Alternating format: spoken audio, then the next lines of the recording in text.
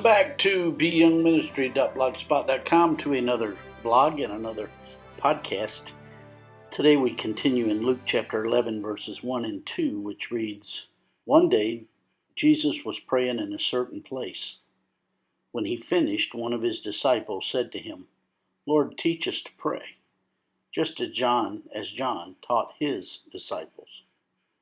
He said to them, 'When you pray, say, Father, hallowed be your name, your kingdom come.'" That's Luke chapter 11, verses 1 and 2. Having previously emphasized the importance of listening to the Lord intently, in Luke 11, the Lord Jesus emphasizes the necessity of prayer. In Luke's account, he provides us with an abbreviated version of the disciples' prayer. You'll notice I said the disciples' prayer. Most people call it the Lord's Prayer, but it is properly referred to as the disciples' prayer. In his gospel, Matthew provides us with more information, which Luke here chooses not to include. Matthew's input will enable us to understand more, so we will dip into Matthew chapter 6 here and there. This is not just a prayer to be memorized and prayed occasionally. I remember when I was a little boy playing City League football, we would say the Lord's Prayer before every game and practice. And I remember the first time we said it, I had absolutely no clue what was going on.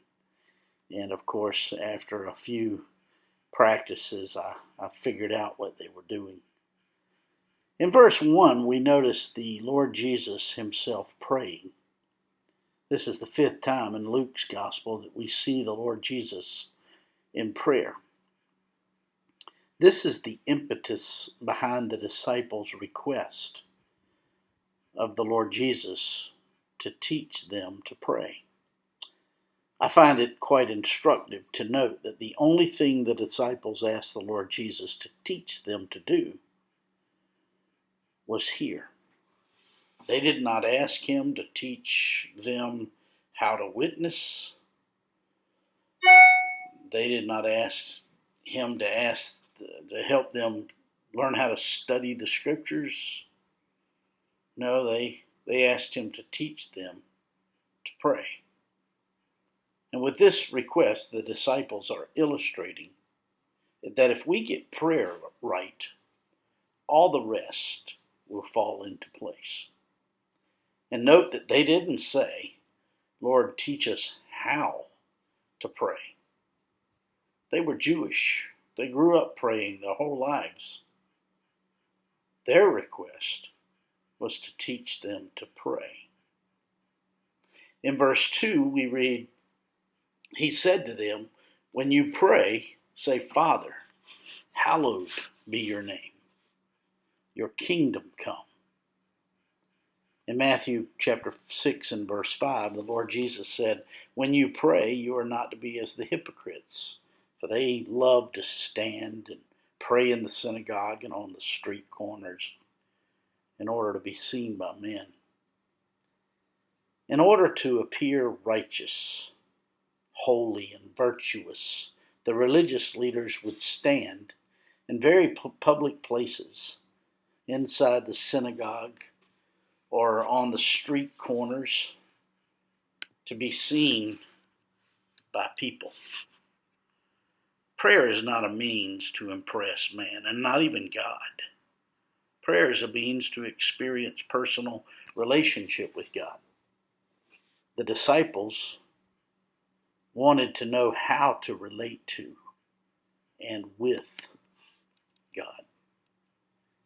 In Matthew 6:6, the Lord Jesus says, "When you pray, go into your inner room, and when you have shut your door, pray to your Father who is in secret. Your Father who sees in secret will repay you." We are to pray to God in secret. There should be no false motivations involved in our prayer. We should rid ourselves of any hypocrisy. The Jews used formulaic prayers, memorized prayers that were recited over and over again in very public places to parade their supposed spirituality. In the Old Testament, there was a sense in which God was unapproachable. In the tabernacle and in the temple, a veil separated the Holy of Holies from the holy place, and then the holy place separated from the area where there were the altars and the place of sacrifice. And then there was the outer court. There were degrees of separation in the tabernacle and the temple. And God was in the inner place where only the high priest could go once a year. So this is why we say that in the Old Testament there was a sense in which God was unapproachable. When we look at Old Testament praying, we find adoration, thanksgiving, the recognition of God's glory and His holiness, and the affirmation of one's desire to please and obey God. In addition, we find confession of sin and the request for cleansing. But here in Luke chapter 11, the Lord Jesus gives us a framework for praying. This is not a prayer to be recited. It is a model for prayer. It's a guideline for conversation with God. This pattern for prayer begins in verse 2 with Father. The Lord Jesus shows us that we are to approach God as our Father, who should be the one in our lives who makes us feel a measure of security. It is our Father's love that prepares us for life best. And we could say it's our Father's love that prepares us best for life. This was the divine design from the beginning. It is in and through the Father's love that we come to Him in prayer. This sense of security is crucial to our prayer life. We cannot sustain a personal relationship with God if we believe He is angry with us or even neutral to us.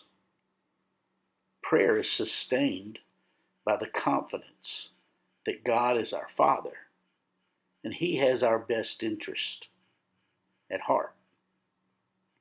We must pray with a sense of security in the Father's love for us. Now, notice, it's not just Father, but in Matthew 6, it's Father in heaven. There's the recognition that the Father is in heaven, and heaven has a vantage point that we lack. He sees things we don't see. We have a very narrow, myopic, and limited vantage point of life. He is always at work, and we must measure our difficulties by His capacity of dealing with them. And He is so good that He uses even our irritants to accomplish what's best for us. In verse 2, the Lord Jesus prayed, "Hallowed be your name." The word hallowed means sanctify or to treat as holy. When God's name is made holy or complete to us, it sanctifies us. It is this understanding of His holiness which renders completeness in us. When we hallow His name, we treat Him as holy and perfect. And His ways, as a result, are holy and perfect and completing of us. Hallowed be your name is a request, not a declaration. We should not say, Lord, your name is hallowed. we are saying, Lord, cause your name to be hallowed. That is, cause your word to be believed, cause your displeasure to be feared, cause your commandments to be obeyed, and cause yourself to be glorified. We hallow the name of God when we trust Him, when we revere Him, when we obey Him, and when we glorify Him. The next part of this pattern of prayer, and the last that we will consider today, is at the end of verse 2. Your kingdom come. In essence, we are to pray, Father, rule in my life. Be my king. Get the victory today over my anxiety about life. In addition, we are asking God to draw history to a close and to establish His rule, His reign on the earth. My friends, I trust this blog and this podcast are helpful to you in your walk with the Lord. If I can be of further assistance to you, shoot me an email at beyoungministry@gmail.com. Hey, have a great day.